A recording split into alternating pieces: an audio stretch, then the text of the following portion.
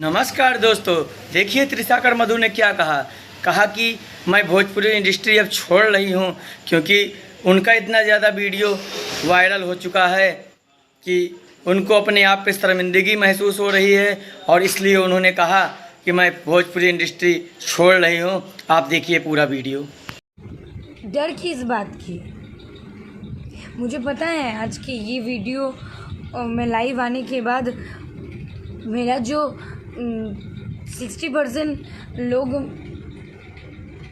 Negative बोलते थे, आज के बाद 80% लोग बोलेंगे, हो सके 90%। मैं बहुत डिसाइड करने के बाद जाके मैं लाइव आई हूँ। मुझे खास करके कुछ लाइव आने का टेंडेंसी नहीं था, मैं बहुत कम लाइव आती हूँ, आप लोग सबको ही जानते हैं, लेकिन इसके लिए सबसे क्षमा मांग रही हूँ।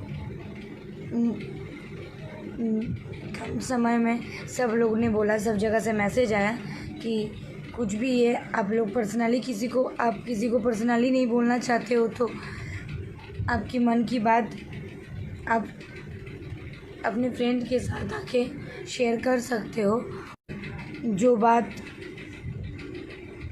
करना है कर सकते हो। तो मन करता है ना कि इंडस्ट्री छोड़